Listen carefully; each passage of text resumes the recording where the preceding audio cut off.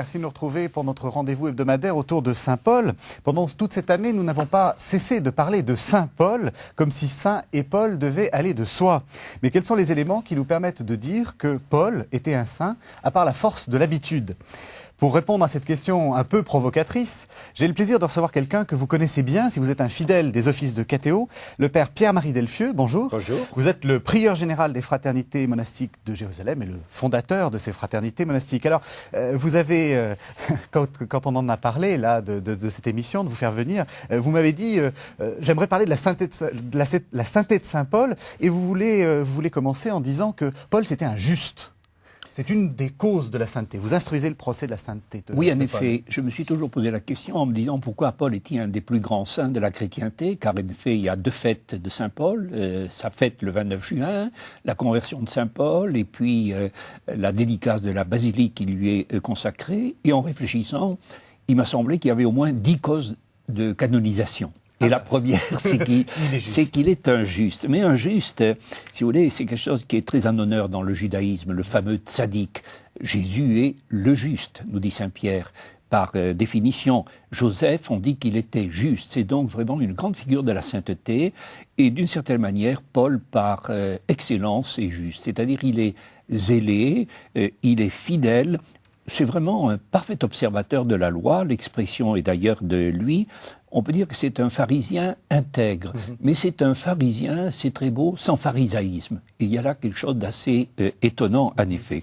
Et en ce sens, et il se situe ainsi lui-même, il est irréprochable. Oui, il le dit. J'étais irréprochable au regard de la loi. Il le répète. Oui. Et puis, il le dit dans la vérité, parce que l'humilité de Paul, c'est la vérité. Et il reconnaît cela.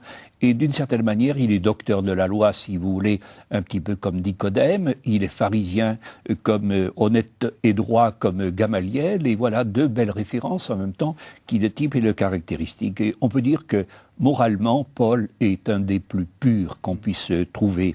Et je dirais le terme même de pharisien. Pharisien, c'est voilà, séparé, oui. C'est une idée de pureté. C'est ça, mais pharisien sans pharisaïsme, c'est-à-dire oui. Sans suffisance, avec une sorte d'humble fierté qui est également quelque chose qui caractérise très fort l'apôtre Paul.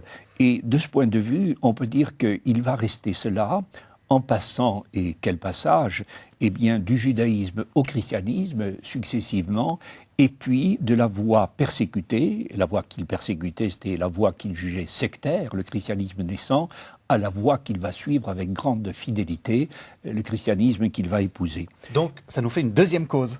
Ça fait une deuxième cause, oui. Et si on lisait les fameuses parénèses, j'emploie un mot un peu compliqué, c'est-à-dire les exhortations morales, vous voyez, qui sont à la fin de ces lettres, ou toutes les lettres que l'on dit également pastorales, eh bien on peut voir combien il invite à cela, quand il dit par exemple, Timothée, garde le dépôt. Voilà la justice, la fidélité, il faut mener le bon combat de la foi, ou bien encore se référer fidèlement à l'écriture, cela revient un petit peu partout.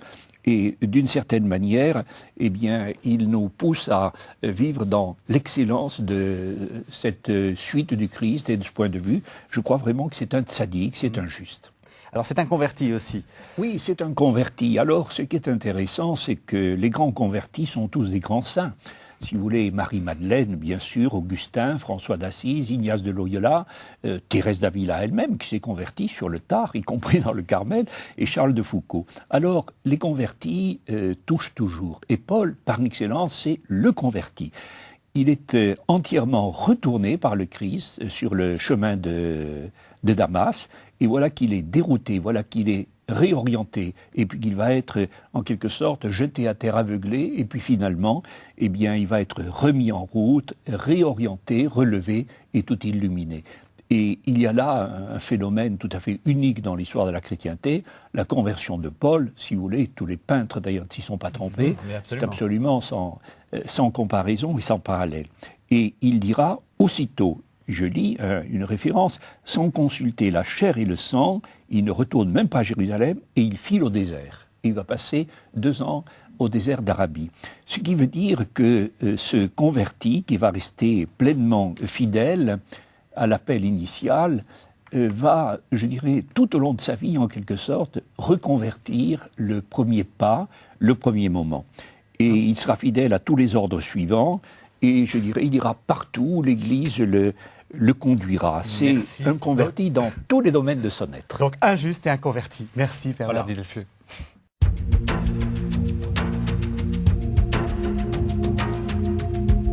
Alors Père Delfieux, on continue à faire le procès de Saint Paul, le procès en canonisation de Saint Paul.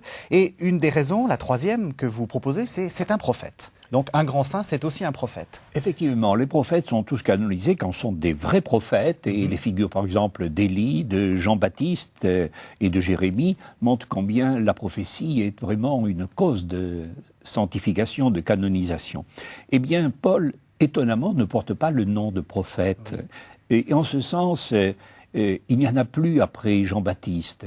Et nul parmi nous ne sait jusqu'à quand gémissait déjà le Premier Testament. Et cependant, Paul, on peut dire, est éminemment prophète. Alors, j'entends par là qu'il proclame la vérité, ce que fait le prophète.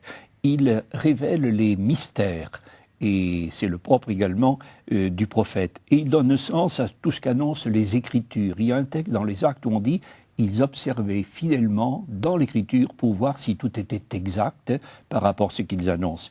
On peut dire que Paul éclaire le présent avec ce monde qui passe, et puis en même temps il annonce l'avenir, le sien, et puis l'avenir ultime du monde et de l'Église. De ce point de vue, il est éminemment prophétique. Ce qu'il dit dans la finale de 1 Corinthiens 15 sur la résurrection des corps, c'est vraiment de la prophétie à l'état pur. Vous voyez, personne n'a parlé comme cela. Et comme tous les prophètes, il est persécuté, j'ai envie de dire. Il est persécuté comme tous les prophètes, oui, parce qu'il aborde les sujets les plus brûlants et les plus actuels. Et Paul, si on peut dire, n'a pas la langue à la poche, loin de là, et il dit exactement tout ce qu'il veut dire. Par exemple, que la lettre tue, et que l'esprit vivifie, ce qui est très fort pour un converti du judaïsme. Et il a des paroles de feu sur tout un ensemble de sujets. Et je dirais, d'une certaine manière, il est inexorable par rapport à toutes ses œuvres et tous ses engagements. Et il ne craint pas de prêcher, comme il le dit, l'expression de lui, à temps et à contre-temps. Et on a là vraiment un prophète, je dirais, en œuvre et tout du long, reprend, supplie, menace, dit-il à Timothée, et il va jusqu'à annoncer la résurrection devant l'aéropage d'Athènes. Il fallait vraiment avoir de l'audace. Et puis, il donne le sens de l'homme, il donne le sens du monde. Et il sera prophète en disant c'est fini, ça c'est vraiment révolutionnaire. Il n'y a plus de croyants et d'incroyants, d'hommes et de femmes, de maîtres et d'esclaves. C'est vraiment, on entendrait les plus grands prophètes d'Israël parler à travers Saint Paul. Quatrième raison, évangélisateur. Oui, alors ça c'est beaucoup plus facile. Et cependant, si les 4 évangélistes sont canonisés, on peut canoniser Paul aussi à ce même titre parce que, je dirais, enfin, j'ose le dire, c'est le 5e évangile, Paul, d'une certaine façon. Si vous voulez, Paul parle successivement c'est très étonnant son expression, de l'évangile de Dieu, de l'évangile du Christ, de l'évangile de la paix, de l'évangile de la vie, et puis finalement, à la fin, il n'y tient plus, il dit « mon évangile ».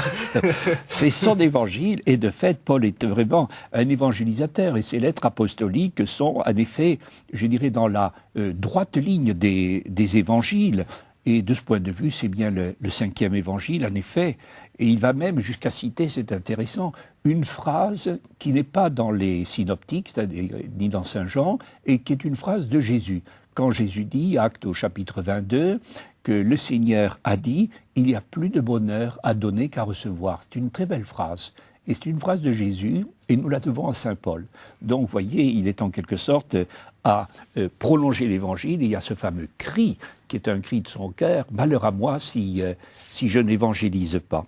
Et alors, dès lors, Paul n'aura de cesse que d'évangéliser. Il va parcourir un peu le monde entier méditerranéen, Israël, l'Asie mineure, la Grèce, l'Italie, jusqu'en Espagne même, semble-t-il. Et de ce point de vue, c'est vraiment celui qui a porté l'Évangile aux 4 coins du monde. Et alors quand il dit « c'est mon Évangile », c'est pas orgueilleux? Je pense que ça n'est pas du tout orgueilleux parce que c'est l'Évangile qui est l'Évangile du Christ et de Dieu, il le dit et il le redit, mais il le fait tellement sien, et c'est ce que nous devons tous faire, je crois, en tant que chrétiens, que finalement il s'identifie à l'Évangile et il devient le serviteur de l'Évangile, pas le Seigneur de l'Évangile. C'est pas son Évangile, mais c'est l'Évangile de Jésus qui lui a été donné et qui est devenu le sien propre. Et on peut dire que littéralement, il en a été abreuvé, il en a été imprégné, il en a été pétri, il en a été tout brûlé. Merci, Père Delfieux.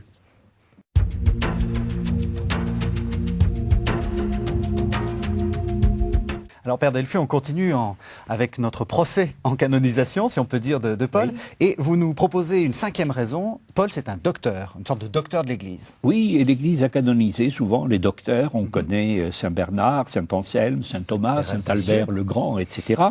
Eh bien, Paul, c'est vraiment un géant de la pensée, je crois qu'on peut le dire. Si vous voulez, il a été formé à la meilleure école de l'Antiquité, c'est-à-dire au carrefour du judaïsme, de l'hellénisme, de l'Asie mineure, car Tars était une ville très intellectuelle et très riche en pensée et en philosophie, et puis de toute la romanité en quelque sorte. Et il parle 4 langues, Paul, on l'oublie quelquefois. Il parle l'araméen et l'hébreu, il parle le grec et le latin, et c'est vraiment quelqu'un qui est tout pétri de toute une science. C'est plus qu'un docte, c'est plus qu'un savant, c'est quelqu'un qui rayonne toute une merveilleuse culture. Et voilà qu'il va aborder, en quelque sorte, les sujets les plus importants. Les sujets qui concernent Dieu, qui concernent l'homme, qui concernent le temps, qui concernent l'éternité. On pourrait développer cela à l'infini, mais c'est dans Saint Paul. Et on peut dire qu'il éclaire tous les mystères aussi. Les grands mystères chrétiens, c'est Paul qui va les mettre en quelque sorte en œuvre. Le mystère de la Trinité, le mystère de la création, le mystère de l'incarnation rédemptrice, le mystère de la passion-résurrection, etc. Et puis on peut dire même le mystère de l'Église, l'expression est de lui, et le mystère finalement de la parousie. Et tout cela, c'est très étonnant, c'est en parfaite harmonie avec par exemple l'évangile de Jean. Je suis très frappé quand je compare Jean et Paul, ils sont aux antipodes du point de vue tempérament, caractère, situation, circonstances de vie, et ils disent toujours la même chose. Ils ne se sont jamais rencontrés, et il y a là une unité, voyez, et c'est là où on voit vraiment en quoi il est le docteur de la foi. Et on peut dire qu'il a lancé littéralement la réflexion théologique sur l'écriture sainte, c'est le premier des exégèses, comparaison avec l'Ancien et le Nouveau Testament, sur l'Église, c'est Paul le grand théologien de l'Église, avec 1 Corinthiens 12, Éphésiens 5, etc., sur la société, et là il a des développements également très pertinents. Paul sur le mal, par exemple, lorsqu'il parle de lui, « Malheureux homme que je suis, qui me délivrera de ce qui me voue à la mort ?» C'est le grand théologien de l'Eucharistie, c'est le grand théologien des sacrements. Personne n'a parlé du baptême comme Paul, etc. Et de ce point de vue, à travers même, à côté de cette dogmatique, ces développements parénétiques, eh bien, c'est un grand docteur de la morale chrétienne, mais sans moralisme aucun. Alors, ce qui est intéressant, c'est que c'est aussi quelqu'un qui la vit. Et ça nous oriente vers une 6e cause, ça serait un confesseur. C'est-à-dire quelqu'un qui est prêt à défendre sa doctrine jusqu'au bout. C'est un confesseur en effet, avec d'ailleurs un grand éclat de joie, et Paul, d'une certaine manière, est aussi le théologien de la joie, c'est vraiment le géant de la pensée, mais pas d'une pensée simplement qu'il proclame ou qu'il traduit parce que ça l'intéresse intellectuellement, c'est pas un théologien en chambre, c'est vraiment un confesseur qui va se lancer, je dirais, dans la proclamation de cet évangile qu'il connaît, de cette science qu'il a reçue, et quand par exemple il veut indiquer en quoi la foi nous sauve, c'est ça le confesseur. Il a cette phrase magnifique que je ne peux pas m'empêcher de reciter tellement elle est remarquable, Romains 10, « Si tes lèvres confessent que Jésus est Seigneur, et si ton cœur croit que Dieu l'a ressuscité, tu seras sauvé, car la foi du cœur obtient la justice, et la confession des lèvres le salut. » La confession des lèvres le salut. Et de ce point de vue, Paul va confesser sa foi en Dieu, sa foi au Christ et sa foi en l'Église. Et pour cela, on peut dire qu'il est toujours à l'œuvre en quelque sorte, puisque les actes des apôtres sont essentiellement, comme on sait, pauliniens. Et il est toujours dans la droite ligne de la grande orthodoxie. Vous en ferez le fondateur du christianisme ? Le premier ? Non, ce n'est pas le fondateur du christianisme, mais c'est le fondateur de la pensée chrétienne, je pense. C'est-à-dire, il a évangélisé les évangiles. Vous voyez, je devrais nuancer un tel propos, mais je pense que c'est cela que l'on peut dire. Et, si vous voulez, il confesse vraiment le Christ dans tout son mystère, en disant qu'il est l'unique médiateur et qu'il n'y en a pas d'autre. Et il fait cela, il confesse sa foi devant les Juifs, devant les communautés chrétiennes, devant les païens, et finalement devant même les apôtres, puisque à l'occasion, il se permet de les reprendre, en exagérant un peu quand même. Mais Merci, enfin, Père ça c'est Delphier. du Saint Paul. C'est un héros de la foi. Merci.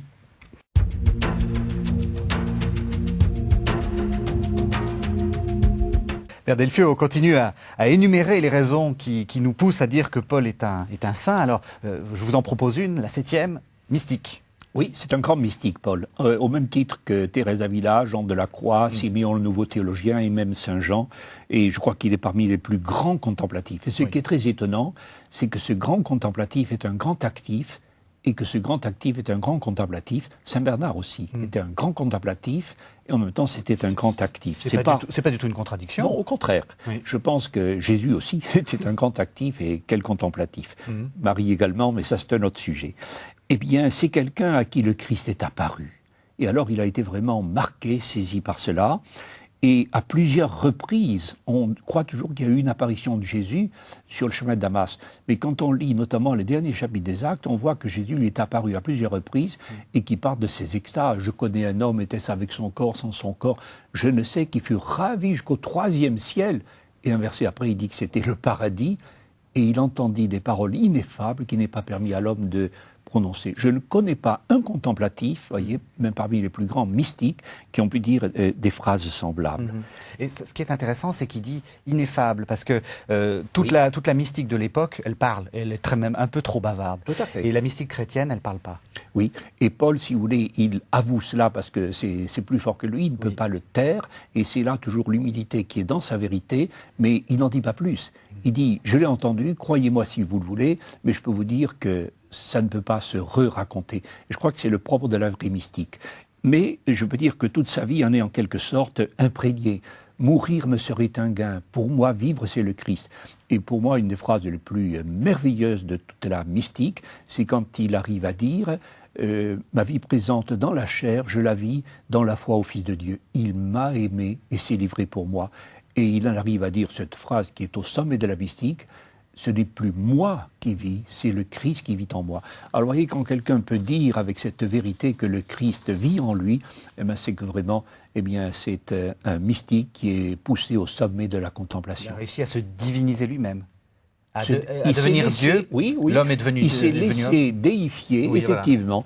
Après, si vous voulez, l'imitation, il y a eu la contemplation, puis il y a eu l'incorporation, finalement, il y a eu la déification. Et Paul, en quelque sorte, suit toutes les étapes de la grande mystique à partir de l'ascétique, car l'ascétique conduit toujours à la mystique. 8e raison, alors un mot un peu difficile, en préparant, vous avez écrit épiscope et vous n'avez pas écrit évêque. Oui, parce qu'effectivement, le terme d'évêque n'existe pas, et Paul est un épiscope, si on peut dire, bien qu'il... Surveillant de communauté. Oui, c'est ça, voilà, tout à fait. Ce que vous êtes.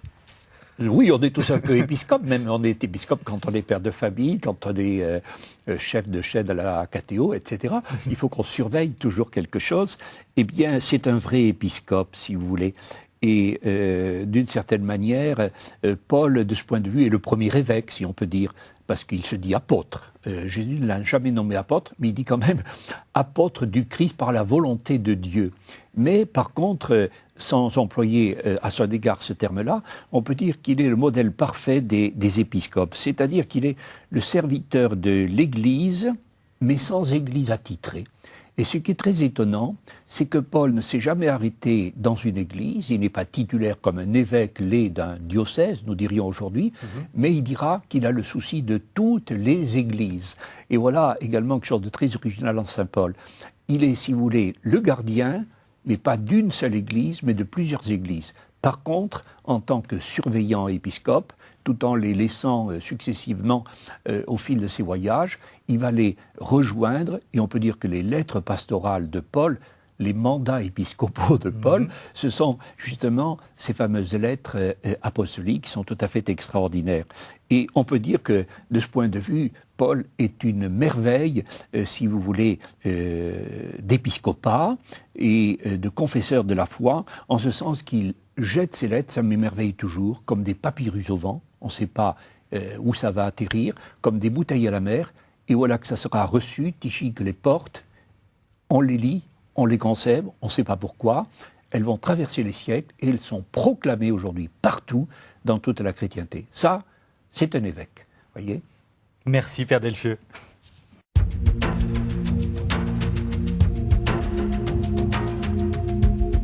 Alors Père Delfiu, toute la semaine, on a essayé d'instruire le procès en canonisation de Paul, et il nous reste encore 2 petites raisons pour le canoniser. On va le canoniser, je crois. Hein.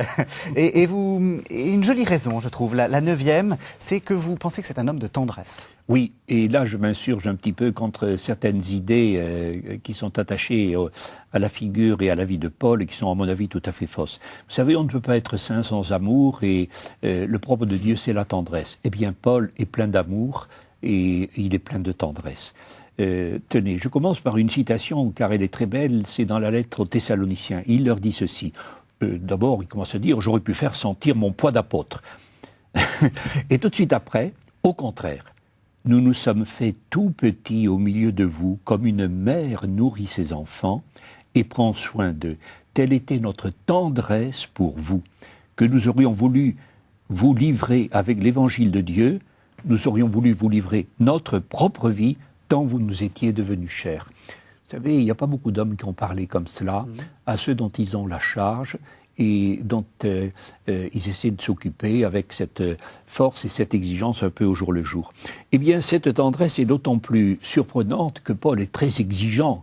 Paul est très dur d'une certaine manière, sévère vis-à-vis de lui-même. Il soumet son corps, si vous voulez, à la discipline, il le dit très éloquemment. Eh bien, non, il est débordant de tendresse. Tenez, regardez la tendresse de Paul, par exemple, vis-à-vis de ses frères de race. Romains 11, la tendresse de Paul vis-à-vis du judaïsme, il dit « Je voudrais être anathème pour vous sauver ». Et c'est absolument touchant. Avec les enfants, on en parle peu, mais il a quand même ressuscité un enfant qui s'était endormi pendant qu'il parlait d'ailleurs, sur le mur de Troas. Voilà. Avec les femmes. Mais il y a de nombreuses femmes dans tous les voyages de Paul, Lydia, Jopé, etc. Vous voyez, on en citerait beaucoup, Phobé.